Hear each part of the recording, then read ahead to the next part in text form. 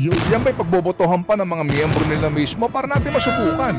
Kung gusto ninyong maibalik ang tiwala ng taong bayan, kapag po na-identify na itong mga congressman na ito at mga mambabatas na ito, tanggalin sa pagiging kongresista. Magandang suggestion. Kasi kung inyong bibigyan proteksyon ang kapwa ninyo, buwagin na yan. Ilan ang iingay nila doon sa Sara Duterte hearing, doon sa confidential fund, di ba? True. Araw-araw nagpe-press con din. Yes. Ngayon, tahimik sila. Oo. Alam mo kung bakit? Bakit? Tatay niya may-ari din ng construction company. Naku, parang si Rog Gutierrez yung tinutukoy na yun itong si Manong Ted.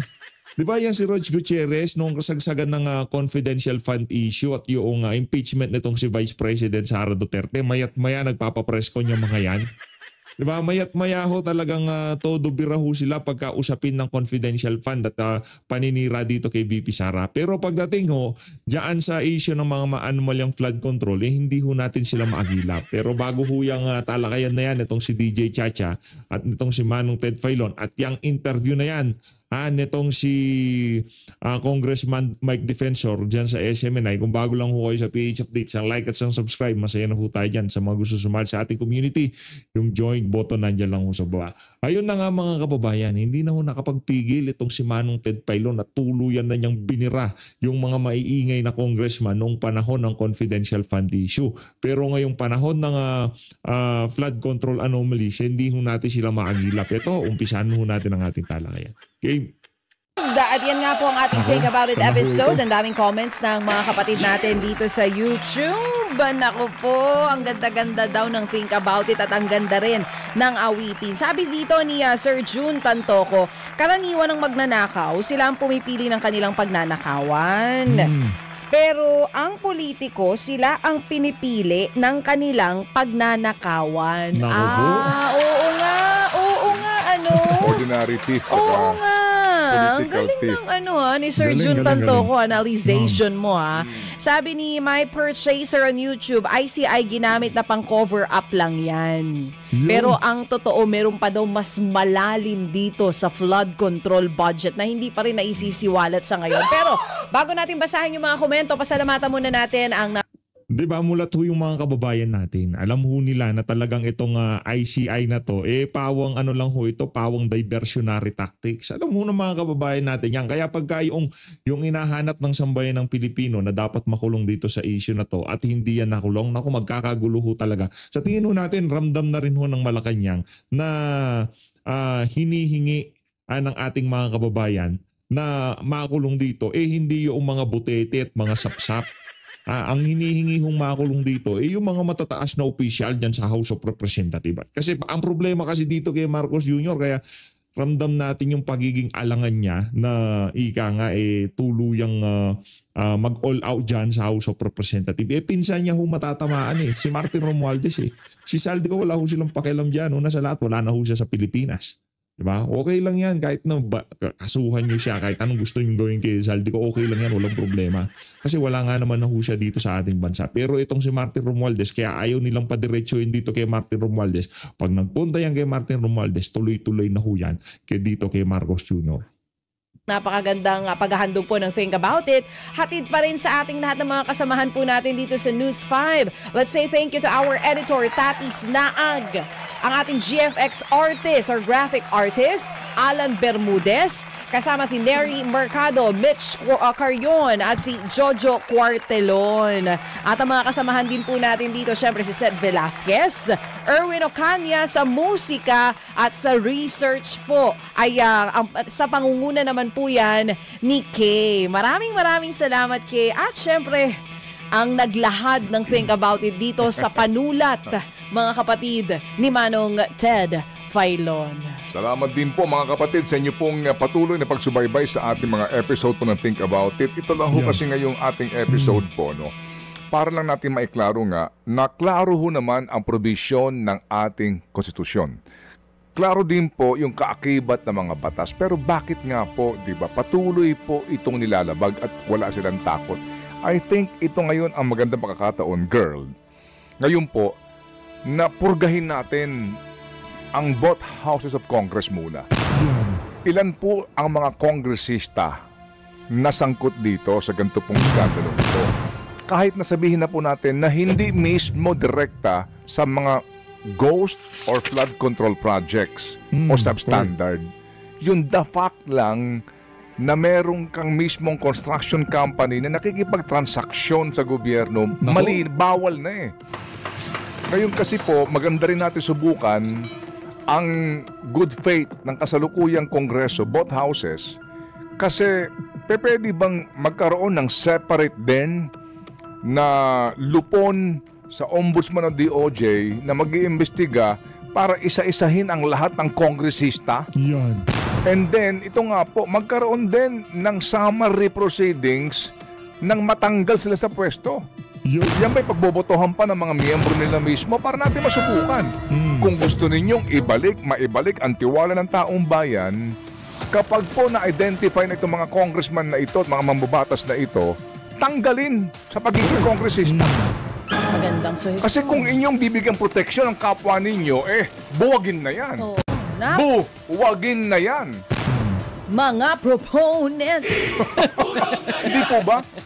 Oo, may point. Ano yan, kapag meron bang ruling, halimbawang ombudsman na, ikaw na congressman ka, ay lumabag ka sa probisyon ng saligang batas tungkol po sa aking binanggit kanina at ilang pang batas. Ang rekomendasyon, di ba, ay tanggalin, dadaan pa sa botohan ng mga miyembro ng Kongreso. Yun, doon tayo magkakatalo. Hindi po ba? Baka bumoto. Kalokohan yan. Kung dadaan pa sa botohan, hindi boboto, pabor doon sa mga kasamahan nila sa trabaho. Sabi ko nga sa'yo kanina, meron pong ilan ang iingay nila doon sa Sara Duterte hearing doon sa confidential fund, di ba? True. Araw-araw nagpe-press con din. Yes. Ngayon, tahimik sila. Oo. Alam mo kung bakit? Bakit? Tatay niya may-ari din ng construction company. Sino kaya yan? Parang kilala ho ata natin yan. Sino yan? Bulong mo Kapatid sa niya, akin nandun, yan. nasa listahan ngayon. Oo nga eh. Kaya ngayon, invisible sila. Kasi ang gagaling nila during the hearing, yung pala, mga contractors din sila. Paano yan? Anong gagawin natin Hindi sa ba? mga yan? Anyway. Oh well. Ang dami pala talaga nila doon. Nakita natin doon sa map kung gaano kadaming mga kongresista at kung saan nila inilalagay yung mga proyekto. Ito muna, tamang oras, 9:45. Ayun na nga mga kababayan, rekta naman ho tayo dito sa naging talakayan nitong si Sir Admar at nitong si Congressman Mike Defensor. Magandang gabi po sa inyong lahat at happy uso na ngayon ng Ghost Project, kaya happy Ghost Day po. Timing talaga. Eto po, diretsuin ko na.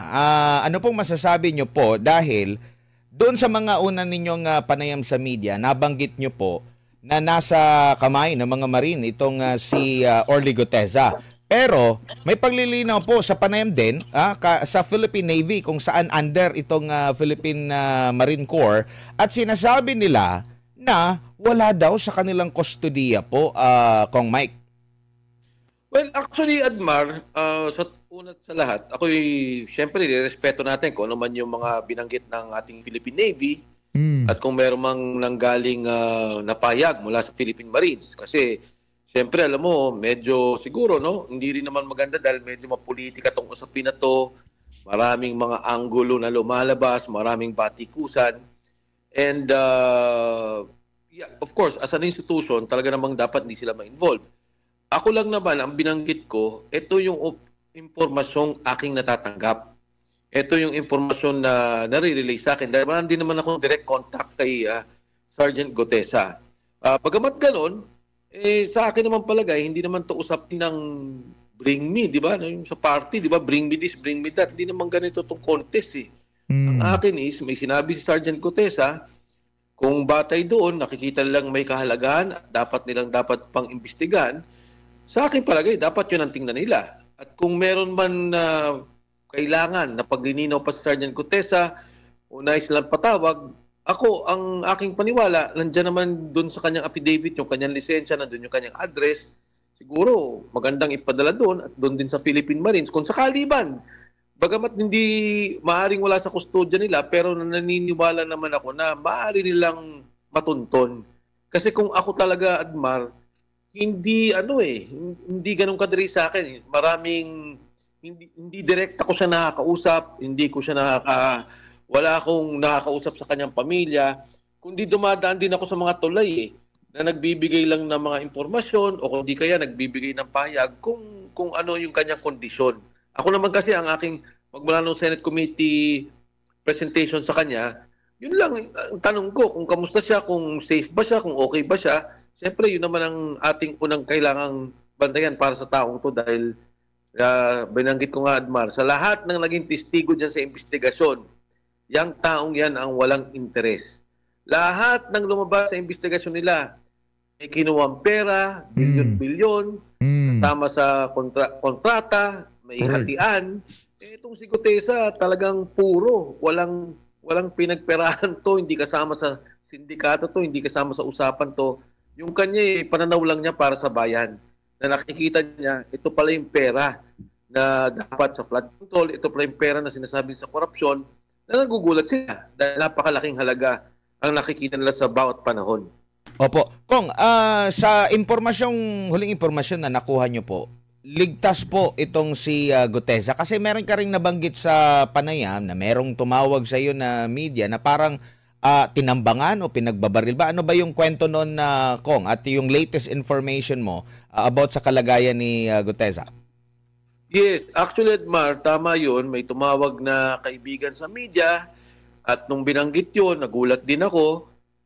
Ang una kong ang tanong is, ano yung source? Nung nabanggit na medyo talagang credible yung source, ibig sabihin, hindi naman kwento-kwento lang at meron din namang kumbaga, hindi na posisyon.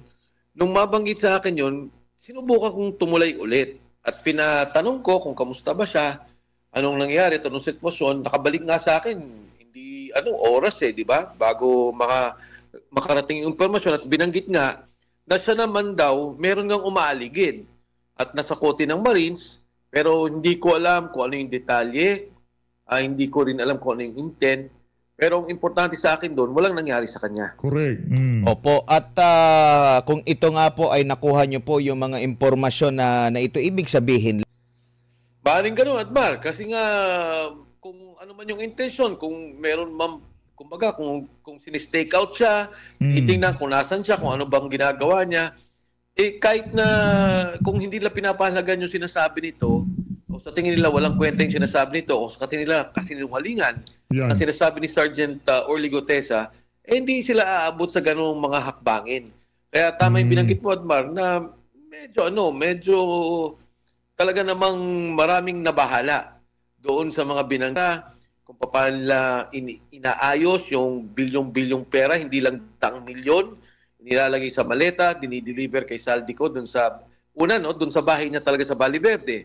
Pagkatapos i-deliver doon sa bahay niya sa Shangri-La, sa Horizon, sa BGC. At matapos noon, i-deliver daw kay Speaker Martin Romualdez. So, kay Sergeant Orly Gutesa lang ang nanggaling ang ganitong informasyon. Opo. Correct. Balikan ko po yung issue po doon sa notaryo. Kung meron po ba kayong nakikita na parang hinahype, na para bang dinudungisan yung kanyang kredibilidad at mabigat ba tong issue ng notaryo doon sa bigat ng kanyang testimonya na talagang pinanumpaan, pinagtatanong siya doon sa Senado at nagawa naman niyang depensahan ang kanyang pinanumpaang salaysay, Kong? Kung nakita mo naman, Admar kung di ba kumbaga sa tao, walang walang dalawang yung nauutal o makikita mong direkta kanya mga sagot kung ano yung nangyayari.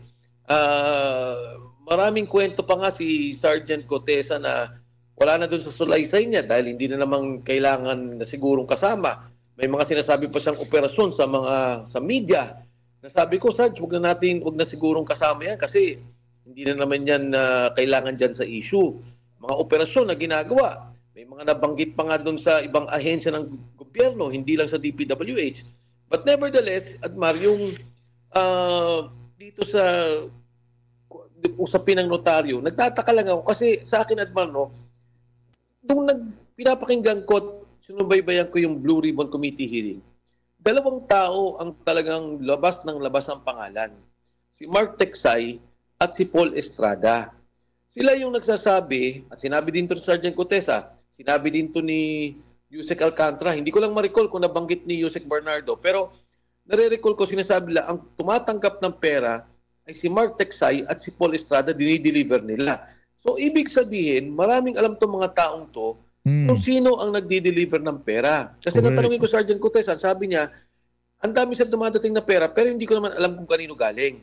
Ang nabanggit nga lang niya na medyo, nasabi niya, no, na aktual, ay si Congressman Eric Yap. Pero sabi niya, linggo-linggo may dumadating na pera, araw-araw may dumarating at linggo-linggo sila nagdi-deliver almost 6 times a week.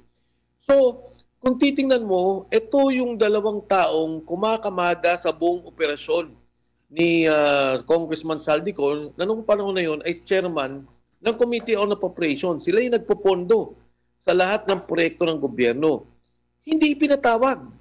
Walang ginawa. Tapos binanggit din ni Sergeant Cotesa, may 90 na personnel si Congressman Saldico na naka-assign. Marami doon ay ex-Marines, meron doon mga active na mga police, meron doon mga active na Air Force, or at least active mga aktibong sundalo under the Armed Forces of the Philippines.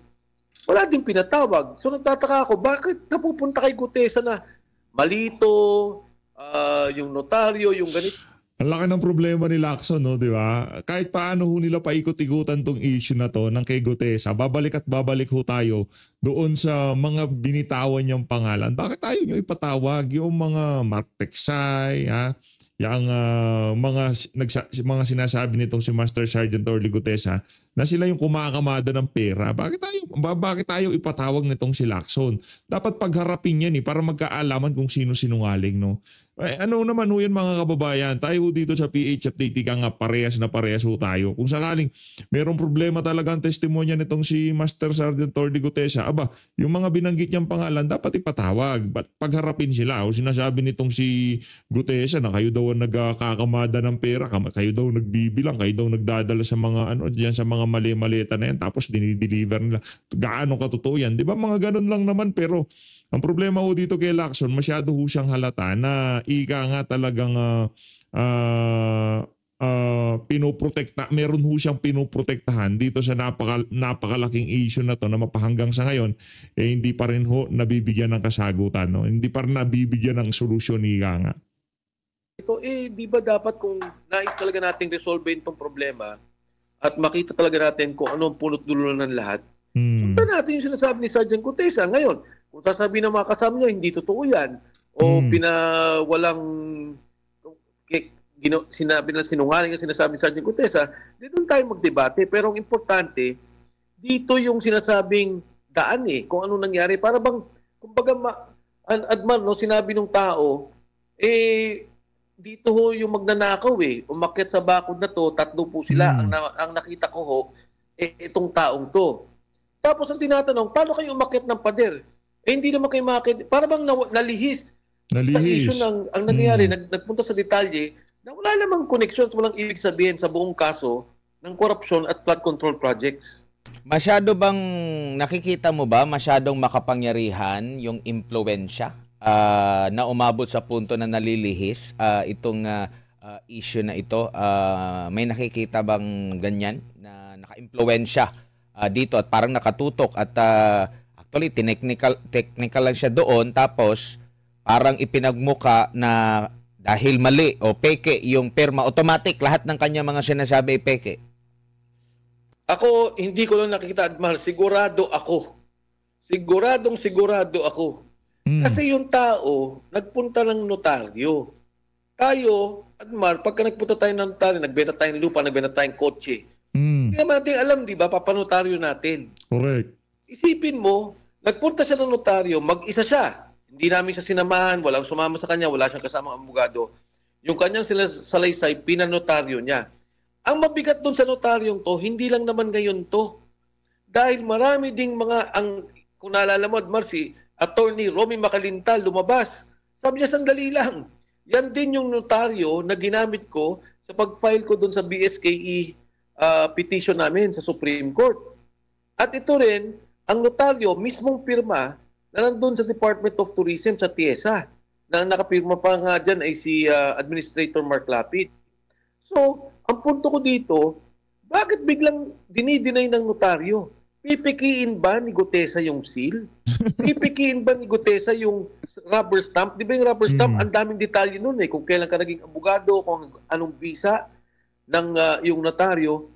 Pwede nga siyang walang notaryo eh. Umattend lang siya sa Senate Committee hearing, under oath naman siya. At yun namang notaryo, walang visa. Supreme Court decision. Binibig deal ho nila ng notaryo, pwede naman ho talagang dumalo na lang eh. Yung tipong, okay, punta na lang ako dyan, basta magsasalita ako, magdadudakdak ako dyan. Kagaya ng ginawa nitong si Henry Alcantara, di ba? Anong sabi niya nung humarap siya? Okay,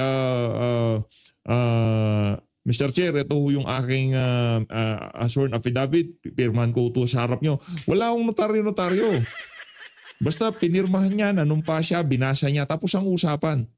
Itong kay Master Sergeant Orly Gutesa, nabutasan pa dahil diyan sa ano na yan. Alam niyo kung walang ano yan, kung wala nang notaryo issue yan, magpo-focus ho tayo dun sa laman ng notaryo eh. Pero sa bagay, ano lang naman yan, kumbaga hinahype lang ho nila sa mainstream media at social media. Kagaya nitong si Ping Lacson, talagang linilihis lang ho nila usapan.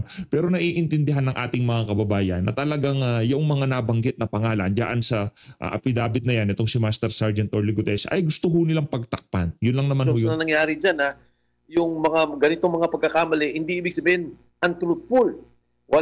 Ang Department of Justice, si Attorney Martinez, si Prosecutor Padulyon, ang ating yung ating Prosecutor's Office, sabi na walang epekto yan. Isipin mo, mapabaliktad mo yung notaryo para lang mawalang bisa yung salaysay ni Gutesa at sabihin na peke. Yung ginagawa ng storya para mawalang bisa yung salaysay ni Gutesa, napakagrabe. At nagugulat ako dahil nga sa isip ko lang, Adman, Pilipino tayong lahat. Itong nangyari sa bayan natin, ayaw na natin to eh. Masyado na lumumba na lumba. Hindi lang to politika. Yung sinasabing 25-30% na hingian yung ghost project na talagang zero, walang ginawa. Siguro ngayon lang ito nangyari na yung kabuang gobyerno talagang minapya. Lahat ng proyekto, lahat ng departamento, may mga porsyentuhan na pinag-uusapan. Kaya ang akin, parang nagugulat ako na makikita mo nga, pagka nag-post sila, Gutesa, sinungaling, mali, falsipikado, grabe yung mga trolls. Grabe ang ginagastos ng pera. So sigurado ko, hindi ko lang nakikita, sigurado ako, Admar. Dahil kung ikaw Pilipino, kahit anong kulay mo, pink ka man, makapink ka, DDS ka, pulahan ka, siguro naman dapat ang paniwala nating lahat, itong problema ng korupsyon na nangyari at nakikita natin, dapat ihinto. At dapat may maparusahan. Opo. Hinarap po ba or inibitahan po ba itong si Gutesa doon muna sa yung sa issue doon sa korte na sinabing peke ang pirma? Ang sinabi ng korte, ngayon ko lang naman nabasa, sinabi daw nila inibitahan. Hindi ko alam eksakto kung saang address binigay, kung na-receive ba ni Sergeant Gutesa, dahil ang impormasyon ko hanggang sa ngayon, kung siya naman ay bibigyan ng summons at kung siya naman ay imbitahan ng Blue Ribbon Committee o ng independent commission, yung investigation nila na ginagawa sa ICI, i-attend naman tong taong to. At wala naman siyang dapat itago. Kung ano naman sinabi niya, ganun lang din ang dapat niyang sabihin. Sa akin nga, Admar, yung binanggit niya na sa Senado, para sa akin may sapat na eh. Para gamitin na nilang batayan, para palakihin pa yung investigasyon at gamitin din lang ebidensya kung anumang kasong isasampa nila. Opo. And naimbitahan ba siya? Kasi yung mga nagsalita doon sa Senate Blue Ribbon, inimbitahan din. At talagang yung kanilang naging mga pasabog, yung kanilang mga naging testimonya, siguro, hindi naman isinapubliko, for sure, inulit yon kasi doon din pinagbasehan yung, yung rekomendasyon na maghain ng reklamo ang ombudsman. Naimbitahan ba itong si Gutesa maliban sa Senate Blue Ribbon Committee? Sa akin, wala akong impormasyon tungkol dyan, Admar. Yung Blue Ribbon Committee lang ang aking alam. Nung ang na-recall mo after the Blue Ribbon Committee hearing, tapos sinabi ng DOJ, hindi nagpunta si Sergeant Gutesa, nung aking chinek, ang nangyari pala ata, nag-usap si Secretary Boying Rimulya at si Sergeant Gutesa na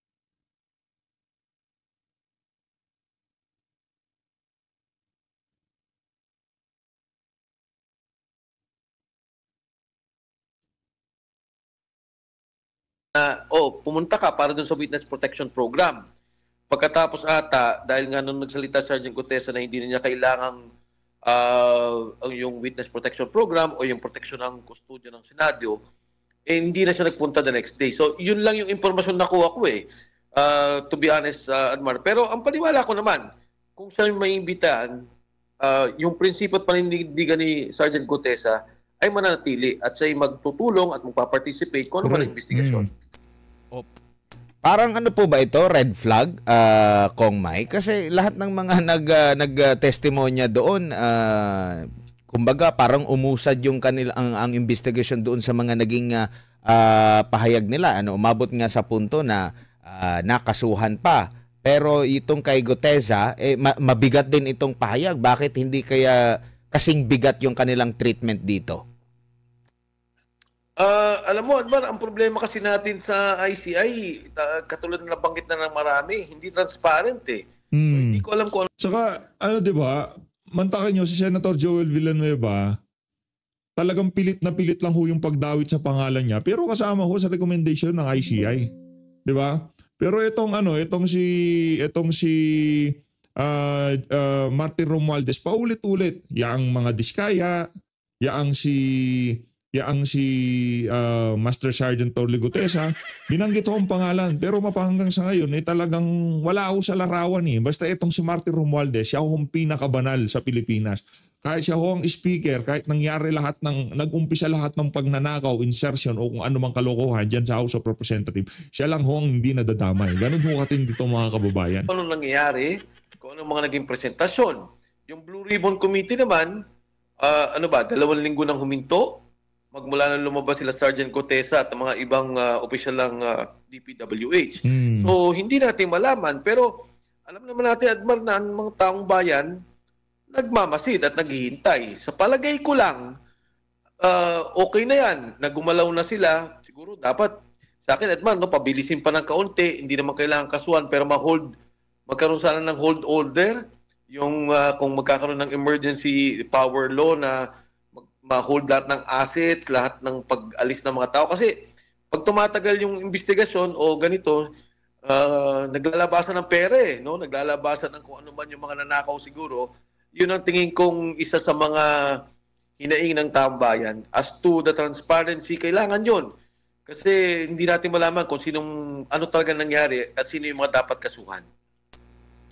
Opo, siguro bilang panghuli na lang po, Kung ano po yung mensahe nyo sa taong bayang nakikinig? Kasi marami pang mga katanungan tapos biglang stop yung investigation ng Senate Blue Ribbon Committee. Parang ang nakikita nila saglit lang, meron ba silang parang iniiwasan or tinatanggal muna yung pressure or meron bang naratibo na parang ganun yung mga kumakalat at talagang atat yung ating mga kababayan kasi dito sa ICI hindi naman isinapubliko, hindi rin naka-livestream. Noong sinabi nila magla-livestream, medyo na-late pa nga kasi meron pa daw asikasuhin. Ito namang sa Senate Blue Ribbon Committee, mabibigyan naman ng tsansa yung magkabila, na mayroong nasa majority, meron ding sa nasa minority. Kumbaga, ang tingin nila mas independent pa nga yun or mas maging patas pa nga yung investigasyon doon tapos biglang nawala na lang na parang bula. Tapos ngayon, sinasabi na naman na sa kalagitnaan po ng November. Ano po mensahe nyo sa ating mga kababayan sa gitna po ng mga development na ito, Kong? Well, una, Admar, yung mga nabanggit mo, talagang yan ang hinaing ng lahat ng tao. Unang-una, nais sila maging transparent ang ginagawang investigasyon ng ICI, yung Commission on Infrastructure. Pangalawa, siguro sa Senate Blue Ribbon Committee, magpatuloy talaga. Magpatuloy. At siguro yung naratibo, tama yung mga binanggit mo naman, may kanya-kanyang pananaw Etong grupong to, iba pagtingin, o itong grupong to, iba pagtingin.